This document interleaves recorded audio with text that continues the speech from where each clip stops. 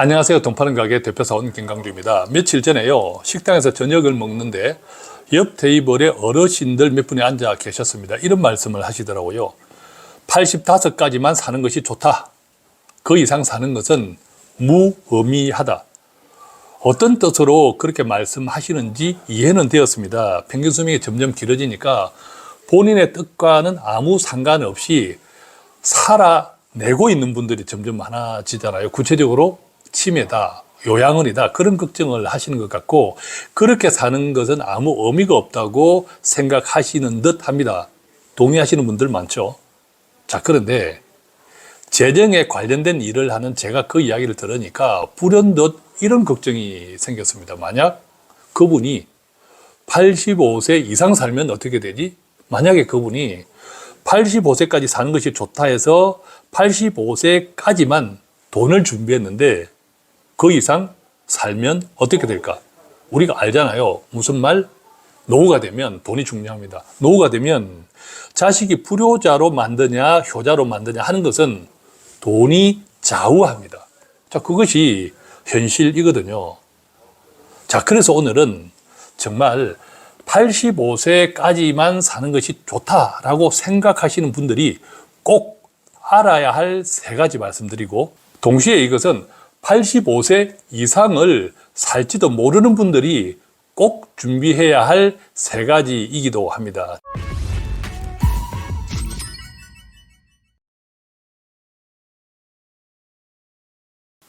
첫 번째는요, 금융자산에 대해서 말씀드리겠습니다. 자, 우리가 알거니와 노후에는 앞서 말씀드렸듯이 정말 돈이 중요합니다. 그런데 많은 분들을 상담하고 많은 분들을 고객으로 모시고 있는 제가 알거니와 노후에 필요한 돈을 충분히 준비하고 있는 사람은 거의 없습니다. 설령 충분히 준비하고 있다 하더라도 앞으로 수십 년 동안 노후에 어떤 일이 일어날지도 모르는 것이 현실이기도 하거든요. 대다수는요, 노후에 필요한 돈을 정말 빠듯하게 가지고 있는 분들이고, 심지어 그것조차도 없는 분들도 훨씬 많습니다. 주변을 돌아보면 그렇죠. 자, 그렇기 때문에 이 금융자산 관리가 매우 중요합니다. 결론부터 말씀드리면 노후에 쓸 돈을 앞으로 1년, 2년 한꺼번에 다 찾아 쓰는 것 아니죠.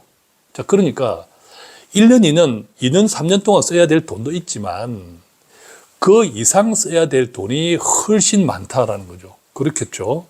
그 시간들이 훨씬 길죠. 자, 그런데 1년, 2년 쓸 돈뿐만 아니라 10년, 20년 쓸 돈도 그냥 은행에만 가만히 두면 어떤 현상이 생길까요? 자주 말씀드립니다. 은행은 돈 가치가 떨어지는 것 이상 이자 주지 않습니다. 은행에 주는 이자는 아무리 한때 엊그제 고금리였다 하더라도 물가보다 항상 적게 줍니다. 물가는 뭐죠? 돈 가치를 떨어뜨리는 거잖아요. 자, 그렇기 때문에 우리가 원금이 보장된다고 할 때 이 원금은 실질 가치여야 합니다. 돈의 실질 가치 기준의 원금 보장을 생각하셔야 됩니다. 물론 1, 2년, 2, 3년 쓸 돈은 어떻게 될지 모르니까 당장 실질 가치가 아니라 눈에 보이는 숫자, 형식적인 가치라도 유지가 되겠죠. 그래서 은행 괜찮습니다. 그런데 최소한 3년, 심지어 5년 이상, 10년 이상 나중에 쓸 돈들을 은행에만 원금 보장된다고 돈의 실질 가치를 확정적으로 손해보면서 넣어놓으면 어떤 현상이 생길까요? 지금 빠듯하게 준비한 그 돈이 점점 부족해집니다. 오래 살면 살수록 부족해집니다. 그래서 노후가 되면 그것 때문에 현실적으로 자식들마저도 불효자로 만들 수 있다라는 겁니다. 자, 그러면 노후에 길게 나중에 쓸 돈들은 어떻게 관리해야 할까요? 제가 가끔씩 영상에 올려드리잖아요. 예컨대 매년 연봉리 8%로 굴리고 5%씩 찾아 쓴다, 이런 영상이죠. 그 영상을 보시고 가끔 댓글에 이런 글을 남기시는 분도 있습니다. 택도 없는 소리다. 자, 그런데요, 그것은 제가 제 머리로 계산한 그 이야기가 아니라 실질적으로 해당 ETF라고 하는 것은 개별 주식 투자, 종목 투자가 아닙니다. 우리는 투자하면 개별 주식 투자에서 망했다, 이 이야기만, 이 경험들만 다 가지고 있잖아요. 그래서 투자는 위험하다고 하는데, 투자는요 엄청 종류가 다양합니다. 예컨대 배당주라든지 다 ETF, 그러니까 개별 주식이 아니라 자본주의, 특히 미국 경제의 평균에 투자하는 것들이 ETF들 많거든요. 자, 그런 것들은 그냥 미국 경제에 투자하는 겁니다. 미국 경제 성장에 평균적으로 투자하는 거니까 개별 주식 종목 투자라고 하는 것과 비교하면 위험이 하늘과 땅 차이입니다. 또 배당들이 나오죠. 배당들이 대체로 보면 연 한 5% 나오거든요. 자, 그렇기 때문에 실제 경험하신 분들은 상당히 만족도가 높습니다. 자, 지금 제가 자료 화면에 보면 저희 바인 투자자문, 투자자문회사는 고객의 돈을 저희가 직접 맡아서 운영하는 곳이 아닙니다. 고객의 돈 수탁 관리는 대부분 증권회사에서 합니다. 그러니까 증권회사 고객이 되는 것이고 그것을 저희가 관리해 드리는 일을 하거든요. 돈은 증권회사에 있습니다. 증권회사 고객이 되는 거죠. 자, 지금 보시는 자료 화면은 삼성증권에 저희가 수탁하고 있는 자금 규모입니다. 보시면 700 몇십억 대 있잖아요. 자, 고객이 몇 명이냐면 한 700명 정도 됩니다. 1인당 평균 얼마죠? 1억 원이 넘죠. 자, 저희 고객들이 삼성증권에 돈을 수탁하고 있는 평균 수탁고가 1인당 1억 원이 넘는다라고 하는 것은 많은 고객들이 대부분 노후를 살고 계신 시니어분들이 많다라는 뜻입니다. 물론 젊은 친구들도 많지만 젊은 친구들 사실 돈 없지 않습니까? 물론 저희는 삼성증권뿐만 아니라 저희가 운영하고 있는 자문 상품에 따라서 다른 증권사에도 돈을 수탁하는 증권사들도 있습니다. 지금 뭐 그것들 다 보여드릴 수 없으니까 특히 배당 위주로 이렇게 운영하는 자문 상품들은 삼성증권의 수탁 관리를 맡기고 있는 경우가 많기 때문에 참고하시라고 보여드리는 거고요. 그 다음에 이제 돈이 없는 분들도 있잖아요. 돈을 만들어야 되는 분들, 즉 빠듯한 돈조차도 없어서 노후에 필요한 돈을 만들어야 되시는 분들은 제가 가끔씩 제 것을 공개하면서 말씀드리잖아요. 매달 투자를 하시라. 투자를 보험처럼. 그것도 아까 주식 종목이 아니라 글로벌 선진국 경제의 평균 성장에 투자하는 ETF에 나누어서 분산한 그것도 매달 꼬박꼬박 하시라. 저랑 같이 5년 이상 하시라. 자, 이같이 매달 적금식 ETF 투자 수탁 관리도 삼성증권에서 하고 있습니다. 그것도 이미 지금 아까 700 몇십억 가운데서 한 30억 정도는 매달 적금식 투자예요. 2022년 2월 달부터 제 100만 원, 다른 고객들 100만 원에서 300만 원으로 시작했는데 지금 27개월 현재 30억 원이 그것도 되어 있습니다. 자, 그러니까 적극적으로 부지런히 관심을 가지고 준비하시고 제가 계속 영상 올리고 있잖아요. 그 영상을 열린 마음으로 제대로 한번 공부를 해 보십시오. 제 머리로 만드는 것이 아니라 이미 그렇고 되고 있는 것을 제가 보여드리고 있다. 이렇게 이해하시면 되겠습니다. 자, 두 번째는요. 두 번째는 부동산입니다. 자, 노후에는 결과적으로 내가 가지고 있는 뭐 금융자산이든 부동산이든 내가 가지고 있는 모든 자산들을 효율적으로 관리하는 것이 매우 중요하죠. 그것들을 잘 관리해서 언제가 될지 모를 그 노후까지 내가 잘 쓰는 것, 자식들을 불효자로 만들지 않고 잘 사용하는 것이 너무 중요하지 않습니까? 자, 그 가운데 노후에 부동산 하면 집 하나 딸랑 가지고 있는 정도입니다. 대부분 그렇죠. 자, 그런데 그 집을, 내가 살고 있는 그 집을 어떻게 노후 자금으로 활용합니까? 주택임금이죠. 최근에 이런 사례가 있었습니다. 경기도에 사시는 분인데 60세예요. 60세 부부인데 경기도에 사시면서 지금 한 5억 원짜리 임대 아파트에 사세요. 그런데 이런 게 있지 않습니까? 나이 60을 살았는데 내 집이 하나도 없어. 왠지 잘못 산 것 같아. 네, 그런 말씀들을 하셨어요. 그래서 요즘 집값이 좀 떨어졌으니까 지금이라도 집을 사는 것이 어떨까요? 그래서 주택임금에 가입하는 것이 어떨까요? 이런 말씀을 해 주셨습니다. 자, 그런데 비록 경기도라고 하지만 5억으로 살 수 있는 아파트는 구축이겠죠. 신축이 아닙니다. 또한 우리가 알고 있잖아요. 계속 인구는 감소합니다. 한번 지어진 집은 몇십 년짜리입니다. 신축은 원자재 값, 인건비 등등이 올라서 신축들은 분양가가 굉장히 높습니다. 근데 구축은 다시 리모델링이나 재건축을 하려고 하면 분담금이 비쌉니다. 인건비, 물가 때문에 그렇죠. 그래서 구축은 점점 앞으로 가면 갈수록 재건축이나 리모델링을 하기가 쉽지 않습니다. 어떻게 됩니까? 재건축을 하지 못하는, 리모델링을 하지 못하는 구축은 오래될수록 값이 오르기가 힘들다라고 생각합니다. 특별한 지역이 아닌 한, 왜냐하면 앞서 말씀드렸듯이 큰 틀에서 보면 인구는 계속 줄어들고 집을 통해서 집을 팔아서 노후를 살아야 되는 분들도 점점 많아지고 있는 형편이죠. 그래서 제가 이런 말씀 드렸습니다. 노후에 집 한 채 정말 중요하지만 그것이 꼭 내 소유여야 하냐. 임대 아파트는 내 것이 아니냐. 반대로 지금 이 나이에 내가 집도 하나 없어 해서 덜컥 집을 샀다면 나중에 그것이 노후 재산 관리에 큰 패착이 될 수 있습니다. 큰 고민 덩어리가 될 수 있습니다. 왜냐? 그 집이 떨어지면요. 그죠? 자, 60세에 이 집을 사서 내가 바로 주택연금 드는 것도 시기가 너무 빠릅니다. 왜냐? 주택연금은 한 번 가입하면 그때 정해진 금액이 예컨대 뭐 100만 원이다, 200만 원 정해진 금액이 평생 변하지 않습니다. 일은 한 장 오르지 않습니다. 그러니까 점점 돈 가치가 떨어지죠. 이분들이 한 5억 원짜리 아파트를 주택연금에 넣었다라고 하면 뭐 100 얼마 조금 받습니다. 자, 그런데 10년 뒤에도 뭐 100 얼마, 20년 뒤에도 100 얼마. 돈 가치가 점점 떨어지니까 굉장히 위험해집니다.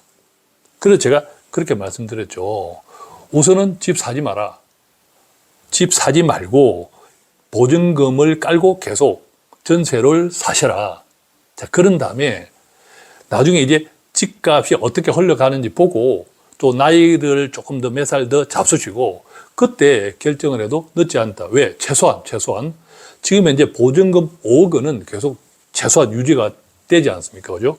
자, 그래서 노후에 정말 집 한 채밖에 없다. 이것을 주택연금을 하려고 하는 건 좋은데 급히 서둘러서는 안 되고요. 위험하고 돈 가치 때문에 한번 정해지면 계속 가기 때문에. 두 번째, 조금 전에 말씀드린 이런 케이스처럼 지금 내가 집을 사서 살다가 나중에 주택연금에 넣겠다, 이용하겠다. 이것도 굉장히 위험할 수 있다는 겁니다. 자칫하면 지금 산 가격 이하로 내 집값이 떨어질 수도 있기 때문이죠. 자, 그러니까 우리가 노후가 되었다고 하는 것은 돈이 매우 중요한데, 자, 중요하다는 것은 돈 자체도 중요하지만 그것을 어떻게 오래 지속 가능할 수 있도록 오랫동안 나의 노후에 지속 가능하게 관리하는 것도 매우 중요하다는 것이고, 그 가운데 돈 가치를 정말 잘 생각해 보셔야 된다는 뜻이죠. 앞서 말씀드렸던 지금 내가 노후에 자금이 없어, 연금이 없어 하면 지금부터 한 5년 꾸준하게 준비해 보셔야 돼요. 제가 그 전에 영상에도 제가 한 달에 한 번씩 제 것을 공개하면서 말씀드리지만 대표 사원인 저와 함께하는 매달 적금식 ETF 투자 연복리 수익률이 11%가 나왔다라고 말씀드렸지 않습니까? 제 자료를 그대로 보여드리면서 말씀드렸지 않습니까? 그리고 또한 연복리 11%는 제가 기대했던 수익률을 오버했다라고 말씀을 드렸죠. 그래서 조정도 받을 수 있다라고 말씀을 드렸습니다. 그렇지만 장기적으로 5년 꼬박꼬박 매달 투자를 보험처럼 하면 손해보는 일은 거의 없을 것이다 라는 것도 제가 말씀드렸지 않습니까? 자, 그 경험을 통해서 투자에 대해서 조금 열려야 해요. 자, 그래야 까마득한 노후, 85세 이상 살 수 있는 노후에 정말 돈이 우리보다, 선생님들보다, 어르신들보다 오래 살아야 남아있는 자식들을 불효자로 만들지 않습니다. 그 점을 꼭 기억하시고요. 이제 세 번째, 마지막입니다. 노후에는 정말 준비를 하셔야 되는 것은 나중에 언젠가일지 모를 그 순간을 미리 잘 준비를 해 놓으셔야 돼요. 예컨대 슬픈 이야기지만 85세, 90세에 요양원에 간다. 또 85세, 90세 이후에 치매가 걸렸다. 자, 그런 상황도 자, 그때 어떻게 할 것이다. 어떻게 해라라고 자식들한테 미리 좀 정리를 해 놓는 것이 좋습니다. 제 아버지는 20년 전에 돌아가셨는데 그때 75세였습니다. 제 어머니는 얼마 전에 돌아가셨는데 96세였어요. 그러니까 생각해 보십시오. 20년 전에 아버지도 형님 댁에서 편안하게 자는 데 돌아가셨고 어머니도 마찬가지였는데 시간 차이가 20년이 나요. 자, 20년 전에 75세는 비록 조금 아쉬웠지만 그래도 수명을 다하고 가신 거예요. 그때는. 자, 지금 96세도 마찬가지죠. 근데 지금 내가 85세까지 사는 것이 좋다 하시는 그분들은 65세, 70세까지 안 되었단 말이죠. 만약에 이분들이 앞으로 15년, 20년 뒤에는 85세가 아닙니다. 그죠? 정말 우리가 내 뜻대로 살기가 힘들어지는 그런 세상으로 가죠. 그런데 앞서 말씀드린 그 어른들이 그렇게 걱정하신 것 바로 내가 치매가 걸리고 요양원에 가서 산다는 것은 의미가 없지 않느냐 그 걱정을 하시잖아요. 그렇기 때문에 반드시 미리 준비를 해야 됩니다. 정리를 해 두셔야 됩니다. 내가 치매가 걸리거든 또 내가 요양원에 가야 될 정도로 힘들거든. 그때 돈은 이렇게 해라. 내가 살기가 힘들 정도로 중환자실에 있거나 하면 내 연명치료나 이런 것들은 이렇게 해라 라고 미리 유언처럼 정리를 해 놓아야 돼요. 제가 경험해 보니까는요, 우리 어머니 같은 경우에는 연명치료를 원치 않으셨어요. 그런데 그것을 명확하게 기록으로 남겨놓지 않으니까 막상 그때가 되니까 자식된 도리로 어머니를 하루라도 더 오래 살고 하고 싶은 마음이 생기더라고요. 그러니까 이성적으로 보면 어머니는 그게 원치 않을 거라고 생각하는데도 자식된 도리로서. 그렇기 때문에 그런 것도 좀 깔끔하게 정리해 놓으시고, 유언처럼. 그 다음에 내가 죽으면 뭐 화장을 한다, 묘지를 쓴다, 이런 것도 좀 미리 준비해 놓으시고, 그보다 중요한 것, 돈은 자식들한테 정리해 줄 게 있으면 미리 정리해 놓으시고, 그 다음에 가능하면 연금으로 나오게, 요양원에 있던 어떻든 상관없이, 병원에 있던 상관없이 연금으로 나오게 만들어 놓으셔야 돼요. 그래서 연금이 계속 나와야 부모 명의로, 부모 이름으로 연금이 계속 나와야 며느리든 아들이든 적어도 비용 걱정을 하지 않고 적어도 불효하는 마음은 조금이라도 줄어들지 않을까 하는 생각이 들죠. 그것이 현실입니다. 그래서 세 번째는 미래를 짐작하면서, 이게 어떤 면에서는 좀 뻔해지고 있잖아요. 산다는 것이, 어떻게 산다는 것이, 죽음이라는 것이. 그것을 잘 미리 계획하고 정리해 놓는 것이 너무 중요하다. 이 말씀 드리고 싶습니다. 1번, 2번 금융자산, 부동산 관련해서 혹시 구체적인 방법을 궁금해 하시면 지금 전화번호 올려놨잖아요. 언제든 전화하셔서 문의해 주시고요. 제가 아는 범위 내에서 성실하게 의견, 답변 드리도록 하겠습니다. 오늘 영상도 85세까지 사는 것이 좋다라고 하시는 분들, 동시에 그 이상 살 수도 있는 분들에게 정말 도움이 되는 내용 영상이었으면 좋겠습니다. 고맙습니다.